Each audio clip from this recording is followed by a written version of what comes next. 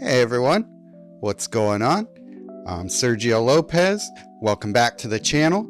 Seems like people enjoyed the last recap I did for the Frank Bett Center Plein Air event in Alameda, so I thought that I would do another one for this week's event, which is Paint Sausalito. Sausalito is a pretty cool town. It's very touristy, but it is beautiful, and it's got a lot of great places to paint. It's very maritime. There are tons of cool old boats. The architecture of downtown is awesome. There are a ton of tourists, but you know, it's for a good reason.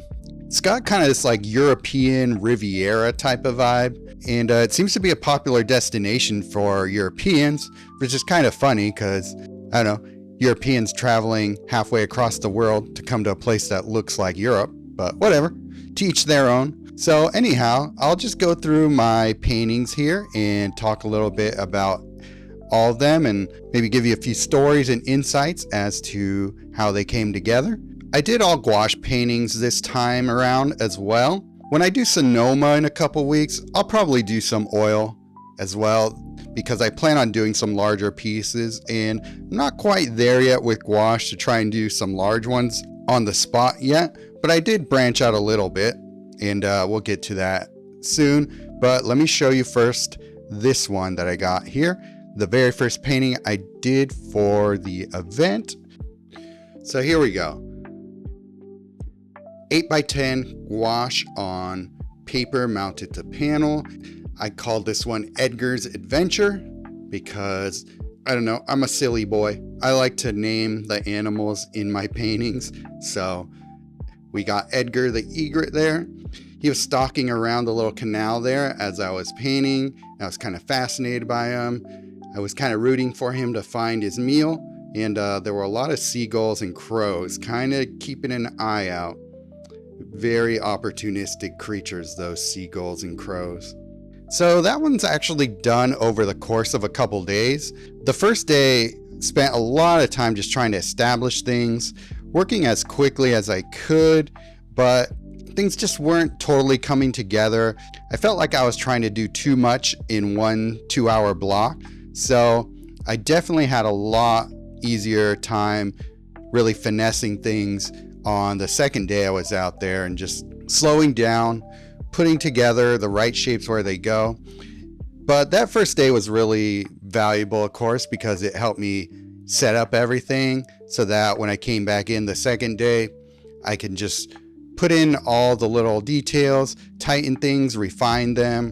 When you're doing plein air paintings over a couple days, a lot of times you want to try and have some sort of continuity in the light, because if you come to the same spot the next day and the light is completely different, you're pretty much just painting a whole different painting. It's not really gonna mesh together. So I wouldn't have done that if the lighting conditions were different, but we had really consistent light the entire time. It's a really sunny, great time to be in Sausalito because it's about 10 to 15 degrees cooler than the rest of the North Bay.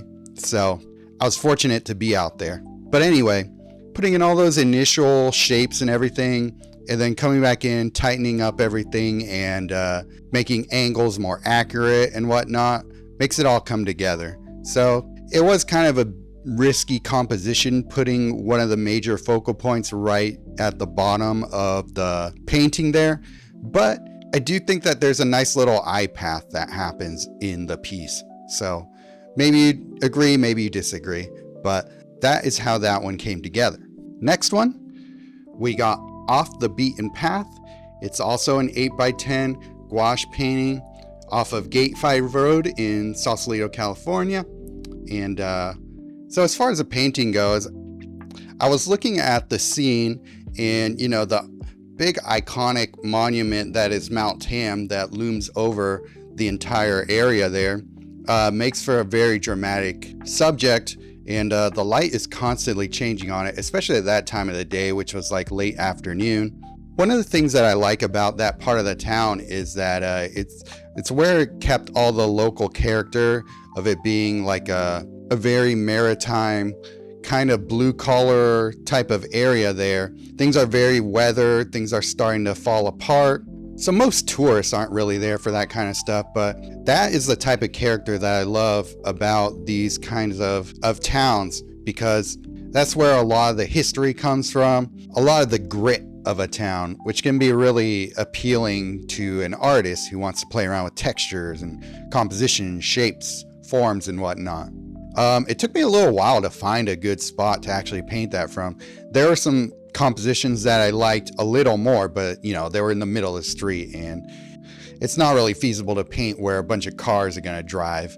So there was a funny thing that happened as I was painting that one. There's a guy who came up to me. I could see him walking down the road, kind of where you could see there in the middle of the painting. See him slowly making his way toward me. I had a feeling he was going to come up to me and want to see what I was doing, which is fine. I mean, you know, that happens all the time. When you're plein air painting, you're just going to get a lot of onlookers. People are just curious about what you're doing and want to see how well you're doing.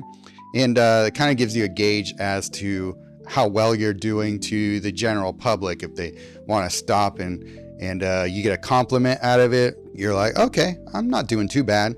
The people who ask you like what you're painting as you are painting the thing that's directly in your eyesight can be a little bit worrisome, because you're like, oh, this doesn't look like anything yet to the average person. Or you could just be like, well, they might just not have good eyesight, because it's pretty obvious what I'm painting. But anyway, this guy finally makes it to me and just asked me, hey, can I just hang out and watch you paint for a while? I'm like, sure, whatever. As long as somebody's not bothering me, they're not encroaching on my space too much or making a lot of noise or just being distracting in some way, I have no problem with it. This guy, he looked somewhere in between like homeless, hippie, river rat, you know, that type of person. He didn't necessarily come across as homeless, but he definitely seemed rough around the edges. Most people, you know, watch for like 5-10 minutes and then go along their merry way. But this person was there for almost the entire duration of the painting, at least an hour. And every so often I might hear the crinkle of the soda bottle that he had, but it wasn't anything that distracting. So after a certain point, as I was getting close to being done with the painting, he goes, I gotta run, but it was really cool to see how it came together. It felt like it was slowly coming into focus as you went. And I was like, oh, that's cool. I think that's a pretty cool observation. And then he proceeds to tell me that he just got off the boat that he took from Vancouver Island in Canada to Sausalito. And I don't know if it was his boat. I don't know if it was a boat that he just kind of hitched a ride on or what, but maybe, I don't know. And he was telling me that he would be interested in purchasing it. And I was telling him about the show and all that. I was telling him about the show and when it was going to be. I gave him the info and all that.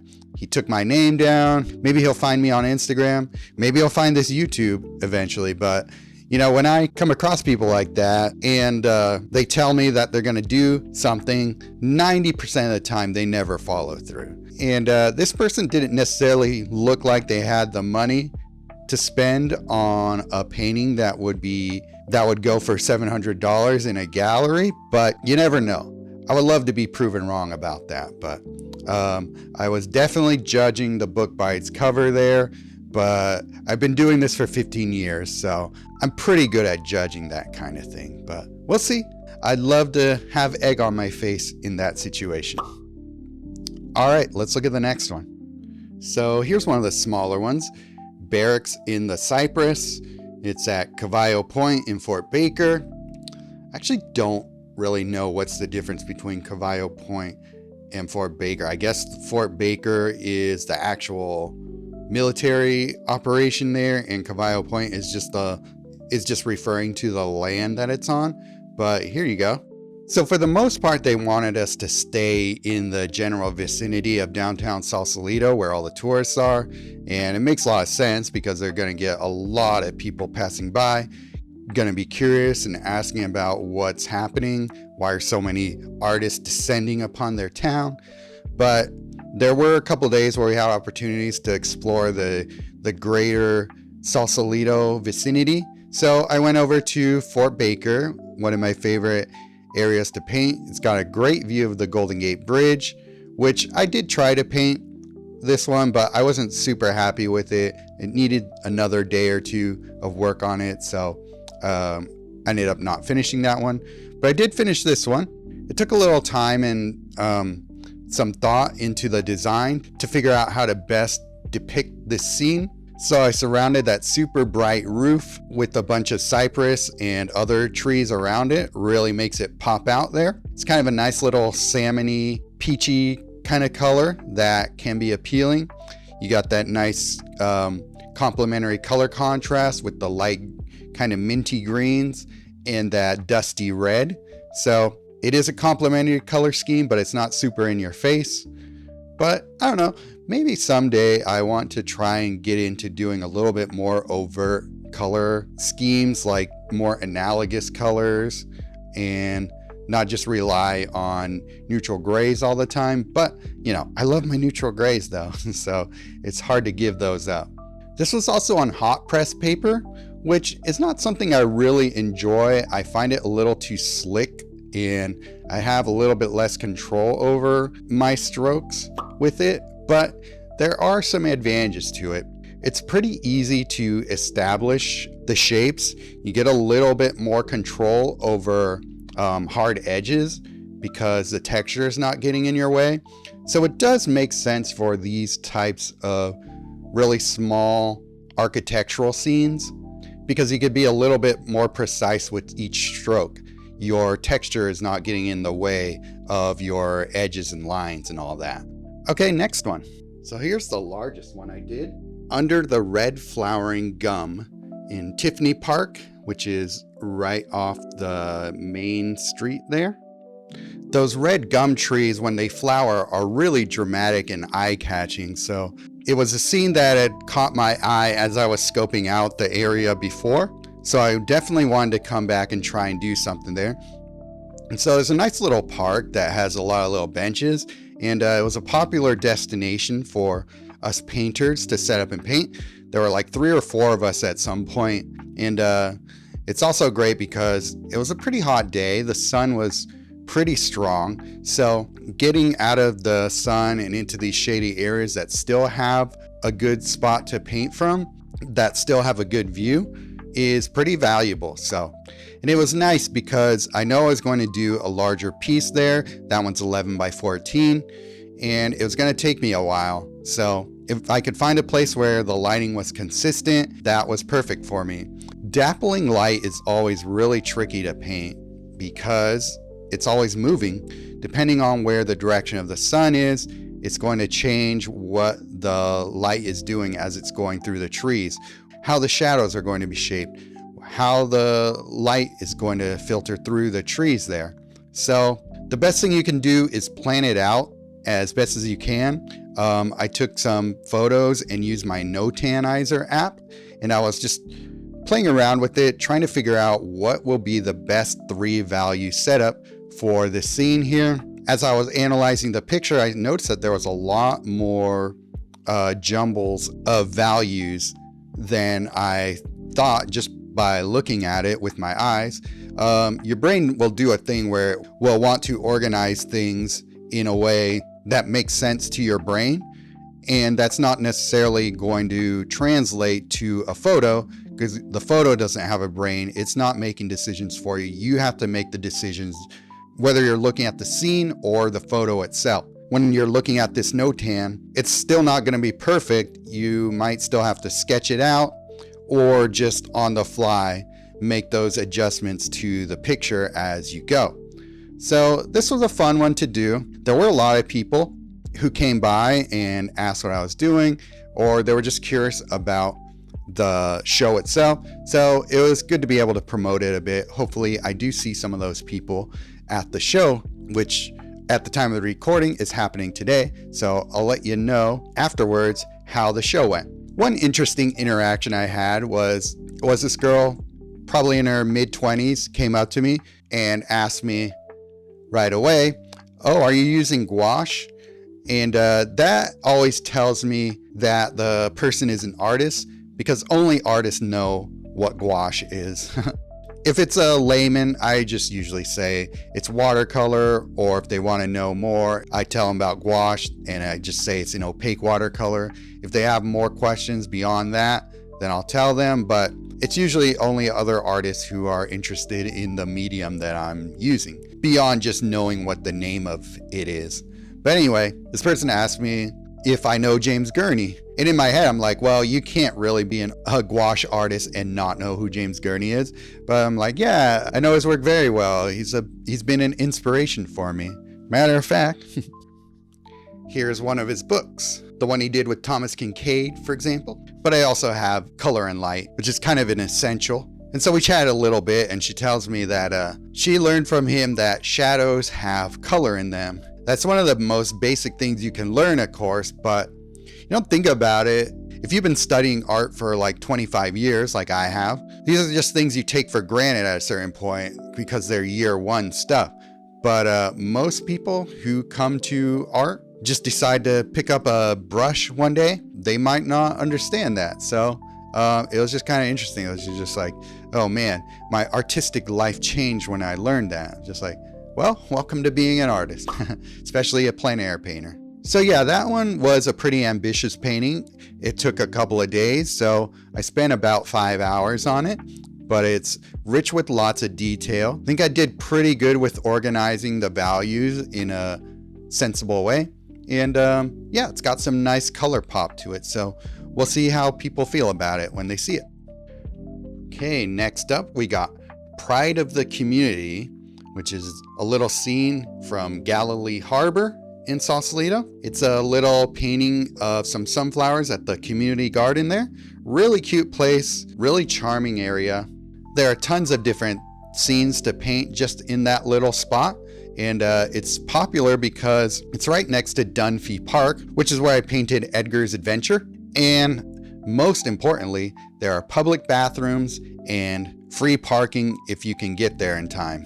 So it's a very coveted parking lot. But anyway, I saw those day one and was thinking that I needed to come back there and paint that at some point. And it was a great time to be there because the light was really coming through in an awesome way. It was really illuminating the scene in a way that was appealing to me. It was also cool because the community loves those sunflowers. It's a very eye-catching little scene there.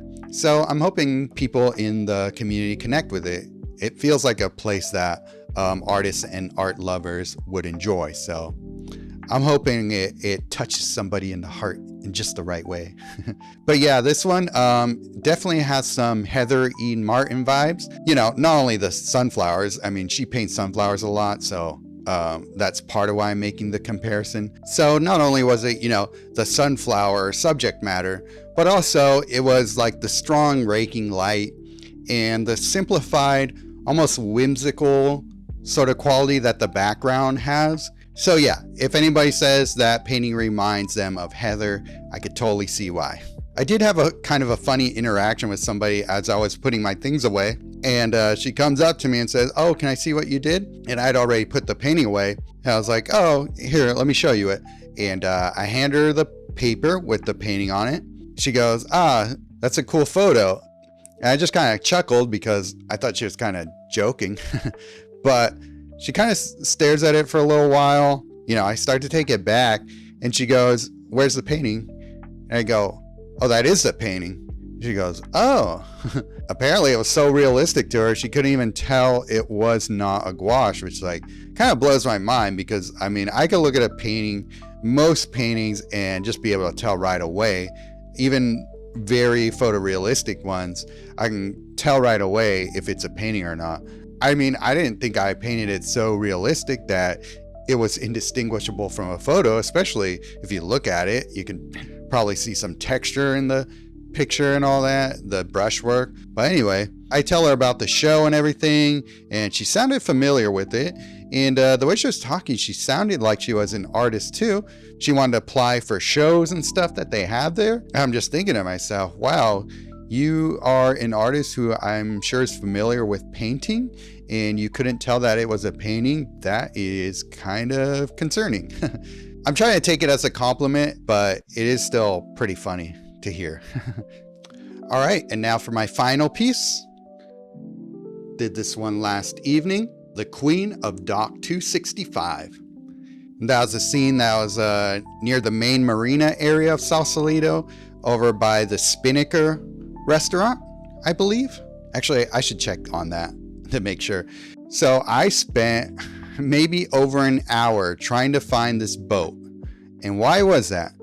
Well, because Barbara Tapp, who is a fantastic watercolor painter, she posted some pictures on Facebook, and I saw a picture of that boat, and I was like, oh my God, I gotta paint that one. She also took a picture of this other red tugboat, which was nearby, which was also going to be something that I would have potentially painted. But I went with that one because I really had that idea in my head. As soon as I saw that photo, the vision came to me. It's like, I'm gonna try and compose it this way. So that's why I went with such a kind of dramatic, sort of modern contemporary style composition for it. A huge swath of negative space that dominates most of the composition is not something that people would normally go for, but I thought I would take a risk with it just because, you know, I saw it in my mind that that's how I wanted to paint it. And that's really what art comes down to in plein air painting. The decisions you make before you even start have so much impact on how the finished piece is going to look. Because you see it in your head, you maybe sketch it out so that you can see it before you commit a bunch of time to it, and then you execute on it. So that's kind of what that one was. But the reason it took me so long was because when I looked around to see where I could maybe find that boat, Google sent me to a way different part of the marina than it actually was. And I was just scoping around forever to find it. And I was just failing at it. And I was like, you know what? It's probably not even anywhere near where I started. So I started making my way to where all, you know, the yachts and the schooners and all that are, because I figured even if I don't find that, I'm going to find some cool stuff out this way. As I was making my way over there, who do I run into? Barbara Tapp. And I was able to ask her how she found those boats. And I'm really glad I did, because I don't think I would have found it on my own, because she told me that you have to kind of do this convoluted trek along the docks there to find it. It's a really kind of small area that you could even set up to paint.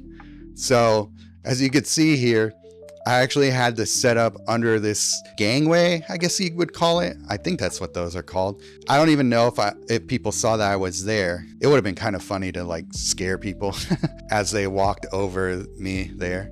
Act like they stepped on my head or something. Anyway, it was a nice peaceful setting, other than the docks kind of bobbing up and down sometimes when a large boat went by and caused some waves. But other than that, it was really nice. The painting came together pretty smoothly. Took me a couple hours to do that one. If you know in your head what you're going to do and how exactly you want it to look, all that's really left to do is just execute on it, and it will come together in a fairly smooth way. Just, you know, stay locked in, concentrate, don't let things distract you, and it should come out as a pretty decent painting. I'd be curious to know what you guys think of the composition. Is it too bold? Not bold enough? What do you think of that shadow? I don't have a great objective opinion on it, so I would love to hear some feedback on that. All right, well, that's gonna do it for my wrap up here, because those are all 6 paintings I did. I'll try and let you guys know what happens. I don't know if I need to make a whole YouTube video on that, but if you guys are subscribed to my email newsletter, I'll let people know what happens there, and you'll be able to see the paintings easier that way as well. So if you are interested in checking out the show in person, if you're in the Bay Area, come to the Sausalito Center for the Arts. The reception is on Saturday, August 23rd, so that's obviously past, but the show will be up for a month. So if you have a chance to come out to Sausalito, make a day of it. There's a lot of things to do. You can hike around the headlands, you get a nice lunch or a nice dinner in any number of restaurants downtown, and just explore the city if you haven't done so in a while, or ever. I think you'll be pleasantly surprised at how much you enjoy the town. Hopefully you fall in love with it. and want to take home a memento of that experience. Like one of these. All right, there's my spiel. Thanks for watching, and I'll see you in the next video.